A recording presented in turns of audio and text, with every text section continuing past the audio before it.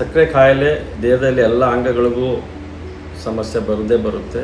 ಅದರಲ್ಲಿ ಕಣ್ಣು ಸಹ ಸುಮಾರು ವರ್ಷಗಳ ಸಕ್ಕರೆ ಕಾಯಿಲೆ ಬಂದ ನಂತರ ಕಣ್ಣಿನ ನರ ತೊಂದರೆ ಬರುತ್ತೆ ಸಕ್ಕರೆ ಕಾಯಿಲೆದಿಂದ.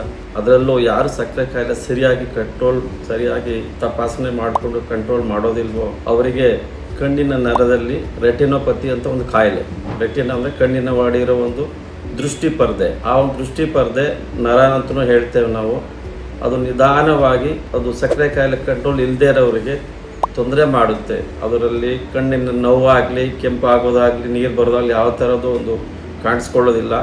ಆದರೆ ದೃಷ್ಟಿಹೀನತೆ ನಿಧಾನವಾಗಿ ಬರ್ತಾ ಇರುತ್ತೆ. ಆದ್ದರಿಂದ ಸಕ್ಕರೆ ಕಾಯಿಲೆ ಇದ್ದವರು 5 ವರ್ಷ 6 ವರ್ಷ ಸಾಮಾನ್ಯವಾಗಿ ಕಾಯಿಲೆ ಬಂದ ನಂತರ ಪ್ರತಿ ವರ್ಷವೂ ಕಣ್ಣು ಪರೀಕ್ಷೆ ಮಾಡಿಸಲೇಬೇಕು. ಕಣ್ಣಿನಲ್ಲಿ ಸಕ್ಕರೆ ಕಾಯಿಲೆಯಿಂದ ತೊಂದರೆ ಬಂದಿದರೆ ನಮ್ಮ ಕಣ್ಣಿನ ನೇತ್ರ ಡಾಕ್ಟ್ರುಗಳು ಅವರು ತಮ್ಮದೇ ಒಂದು ಔಷಧಿ ಶುರು ಮಾಡ್ತಾರೆ.